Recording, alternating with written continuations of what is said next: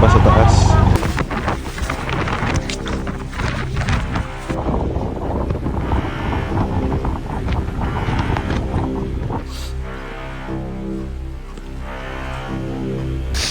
Is it worth it? I don't know. Sobrang lamig. It's a good story to tell, but not something you wanna do again. Marlarga rami. Tanimbala. Naiya. Before ka makaklimb, you need to secure medical certificates na as doctors. Pwede rin may mag-issue po sa mong self. The thing is, hindi na mo magamit kay wala may nag-print. Yeah, printer here. And we didn't know na din. What I do, but nagsalig ko ba? Contract signing sa Star Magic. Nangita mo gud sila kampanerang Kuba.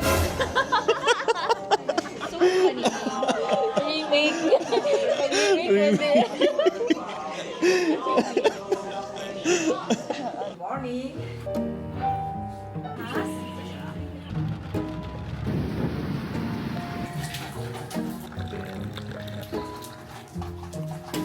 Nag-fog pod. So welcome to Ranger Station. Muna siyang balay-balay. Mga homestay ginatawag. Different types of houses na diri. Na dito. Napo dito ng mga balay. Napo dito sa pinakalikod na dili na ninyo makita. Napo dito sa taas. Kasa magstay ang mga gusto mag-climb sa Mount Pulag. Mount Pulag, third highest na siya na mountain sa whole Philippines. Located diri sa Benguet. May na lang neon daw ang ulan pero grabe ang fog. Patras na lang tapasaka. Grabe ka. Kinahangak na ko. Okay. Nipis ang hangin diri, ang oxygen. 2,926 meters above sea level ang Mount Pulag. So pasabutan na kung dagat sa dagat patungan mo siya og almost pila ba 30 ka 10-story building. 30 meters man ang isa. Patong-patong nimo na siya. Sorry, 97 times day. 97 ka 10-story building. Muna na siya ang kataas sa Mount Pulag, which is katkato na muugma. Grabe ka bugnaw. Diri pa lang gani, pila pa man ako nabaktas, pila pa ka metro. Hangak na. Yung mga gulay-gulay po diri.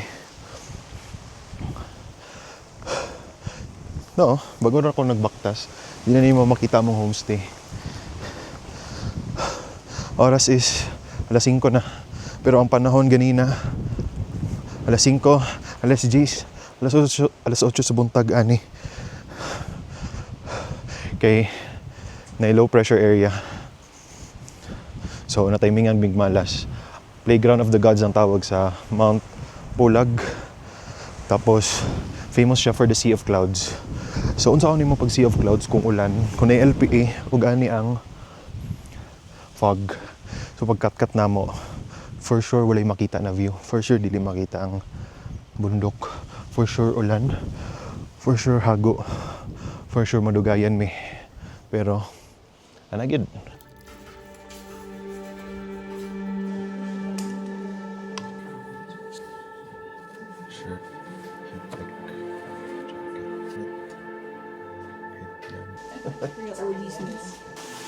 The raincoats.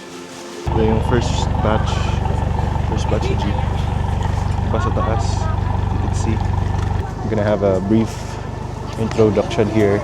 I'll show you the view. From here, lots of people. Hopefully it doesn't rain. Oh.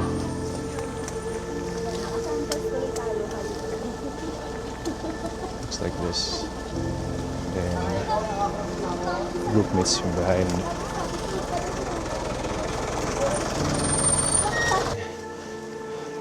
Hiking sa ulan is hard. So, hanggang ito na.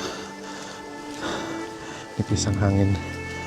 Here in this camp is where we wait for the other hikers. The other people behind me.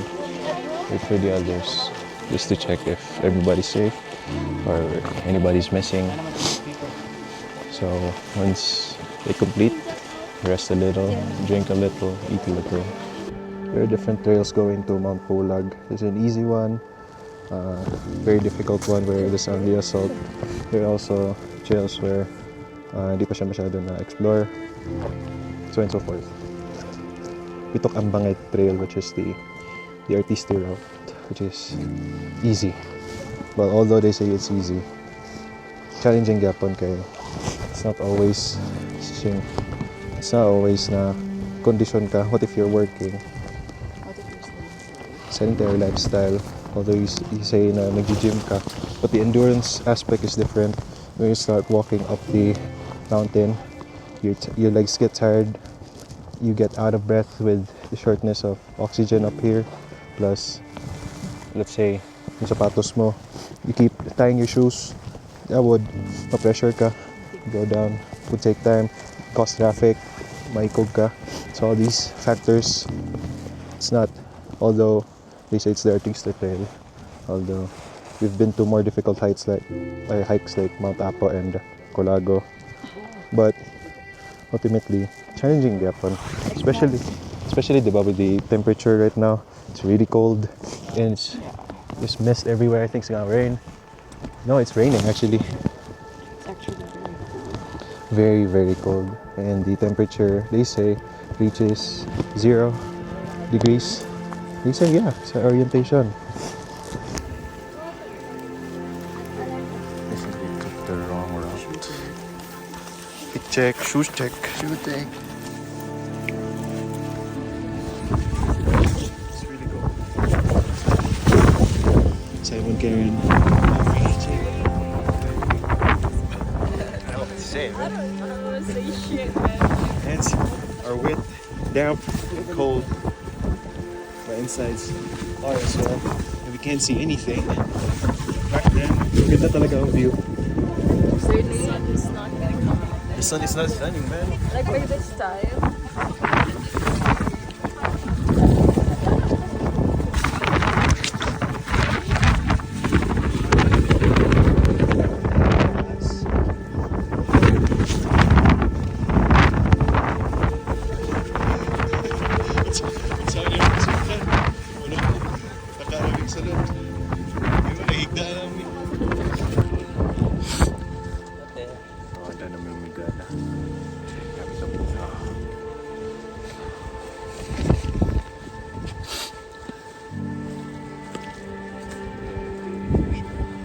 So, what is there to do? It's really cool.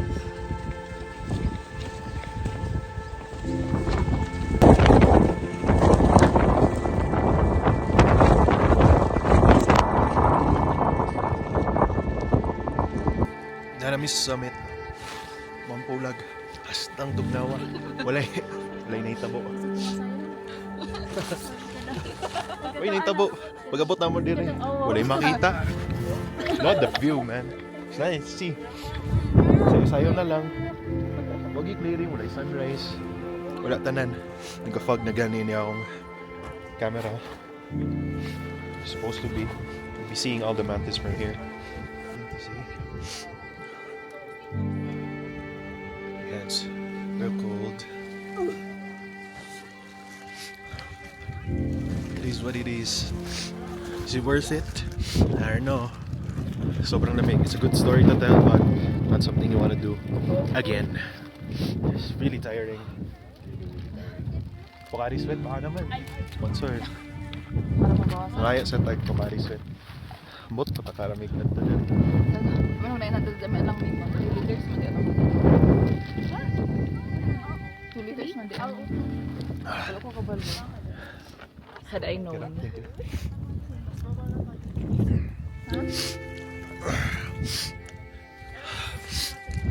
Bala na. Baba na po miyon niya. Ambot kong kaya pa na mo sa mga tuhod sa mo. Kabugnaw, grabe gid kabugnaw. Murag naligog swimming pool na naisa nina. Og shorts, fog na. Short ito. Anya, naligo. Anya, nagpa-dry ka na na-aircon na nakabugnaw diri. Mapulag sa mo. wala makita. There's nothing to see here. Sea of nothingness, wala sea of clouds. Like sunrise, wala anything. Sipon, tanan. Kung raincoat, lupad sa akong naman. Di ako ginawa. So for everybody, you're gonna see some videos. Oh, sipon. Oh, ang allergic rhinitis. Tukar na. Nandito to sa na magpa-picture. But, I don't know. Hindi mo siya worth it kay grabe ang bagyo. Grabe ang bagyo. Baba na may taod-taod ka. Bigit ka bugnaw. Mura kag naligo sa swimming pool na bugnaw. Kanya, with sanina o shorts o pantalon. Kanya, pag hawas ni mo sa tubig. Nagpa-aircon ka. Di lang aircon ka tong mga pulo ka aircon. Di pang sobra bugnaw. Mura yung tabo ron. Di ni matik.